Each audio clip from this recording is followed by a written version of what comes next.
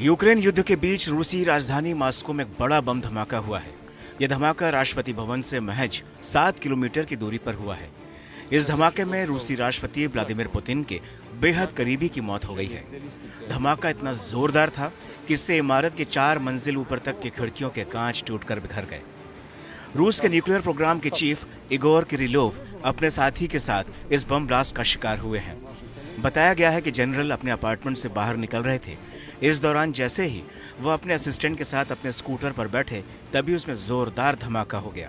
रूसी राजधानी में हुए बड़े बम धमाके से पूरे इलाके में हड़कंप मच गया है। रूस की जांच एजेंसी ने बताया कि धमाके के लिए 300 ग्राम TNT का इस्तेमाल किया गया था। इगोर किरिलोव को साल 2017 में ही न्यूक्लियर फोर्सेस का चीफ बनाया गया था। वो रूस के रेडिएशन और केमिकल हथियारों जैसे डिपार्टमेंट के भी चीफ रह चुके थे। रूस के खुफिया विभाग ने इस ब्लास्ट के पीछे यूक्रेन का हाथ माना है। ऐसी अटकलें हैं कि इस धमाके की आंच अब यूक्रेन युद्ध पर पड़ सकती हैं। किरिलोव की मौत के बाद रूसी संसद के डिप्टी स्पीकर ने कहा है कि उनकी हत्या का बदला जरूर लिया जाएगा। रूसी जनरल की हत्या ऐसे वक्त हुई जब रूसी सेना यूक्रेन के साथ युद्ध में उलझी हुई है। ऐसे में रूसी जनरल की मौत को राष्ट्रपति पुतिन के लिए एक बड़ा झटका माना जा रहा है। खास बात यह है कि किरिलोव पिछले 4 महीनों में दुश्मनों का शिकार होने वाले तीसरे बड़े रूसी अधिकारी हैं।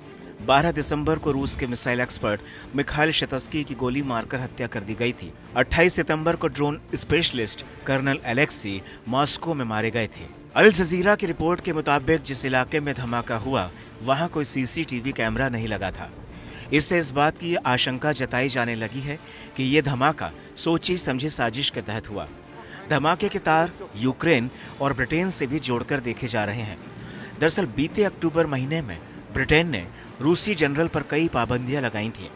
ब्रिटेन ने आरोप लगाया था कि रूसी जनरल ने यूक्रेन में केमिकल वेपन्स के इस्तेमाल पर नजर रखी थी।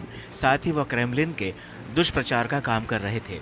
न्यूज एजेंसी AFP के मुताबिक यूक्रेन की सीक्रेट सर्विस SBU ने मॉस्को में एक विशेष अभियान के तहत किरिलोव की हत्या की जिम्मेदारी ली है।